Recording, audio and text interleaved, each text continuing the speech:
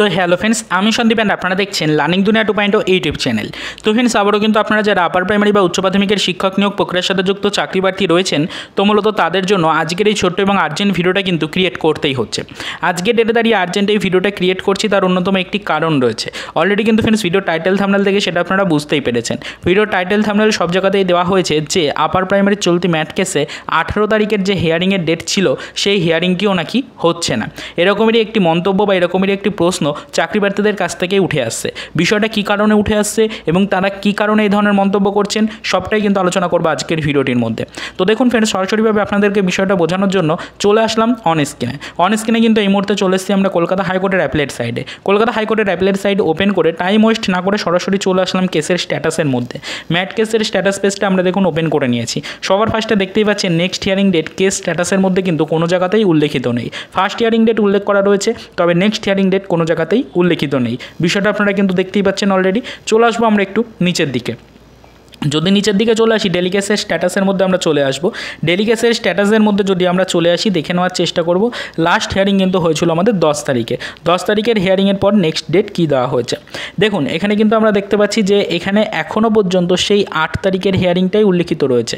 8/7/2024 তারিখের হিয়ারিংয়ের ডেটটাই কিন্তু উল্লিখিত হয়েছে ডেলি কেসের স্ট্যাটাসের মধ্যে। এরপরে গিয়ে 10/7/2024 তারিখে যে হিয়ারিংটা হলো সেই হিয়ারিংয়ের কিন্তু কোনো আপডেট এখানে উল্লেখ করা নেই। দেখতেই পাচ্ছেন সেই হিয়ারিংয়ের কিন্তু কোনো আপডেট এখনও পর্যন্ত আসেনি ডেলি কেসের লিস্টের মধ্যে। এই কারণে চাকরি প্রার্থীরা অনেকটাই টেনশনের মধ্যে পড়ে যাচ্ছেন যে এখানে এখনও পর্যন্ত ডেলি কেসের স্ট্যাটাসের মধ্যে 10 তারিখের হিয়ারিংয়ের পরবর্তী কোনো আপডেট শো হচ্ছে না এবং কেস স্ট্যাটাসের মধ্যে গেলে সেখানেও কিন্তু 18 তারিখের কোনো হিয়ারিং ডেট উল্লেখ করা নেই। তো সেক্ষেত্রে আপনারা কিন্তু অনেকটাই টেনশনের মধ্যে পড়ে যাচ্ছেন যে আপনাদের কোনো অর্ডার কপিও কিন্তু আসেনি 8 তারিখের পরে আর।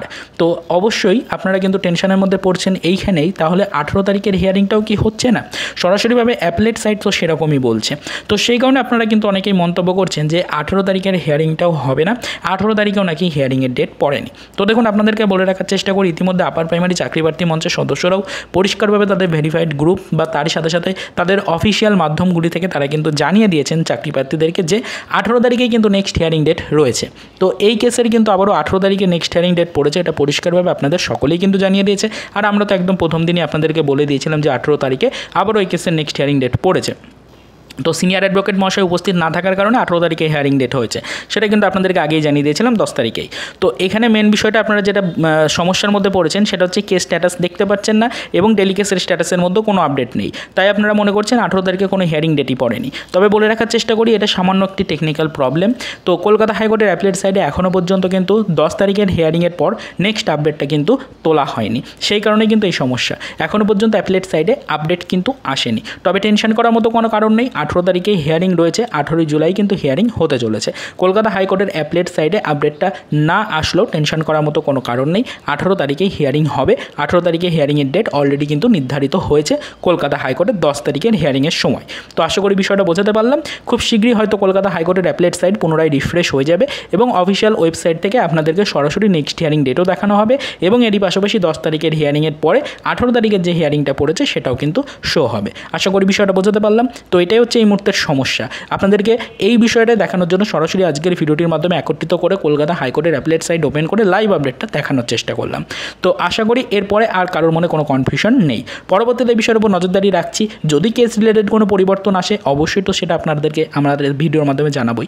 তো আবারও তো এই পর্যন্তই। যদি কারোর এই টপিকগুলো নিয়ে কোনো মন্তব্য বা কোনো প্রশ্ন থেকে থাকে বা কোনো অ্যাডভাইস থেকে থাকে অবশ্যই ভিডিওর কমেন্ট সেকশনে জানাবেন। আমরা যতটা সম্ভব আপনাদেরকে অ্যাকুরেট ইনফরমেশন পরবর্তী ভিডিওর মাধ্যমে প্রোভাইড করার চেষ্টা করব। তো চলুন দেখা হবে নেক্সট ভিডিওতে পরবর্তীতে আপার প্রাইমারি রিলেটেড কিছু আদার্স অফিসিয়াল আপডেটের সাথে।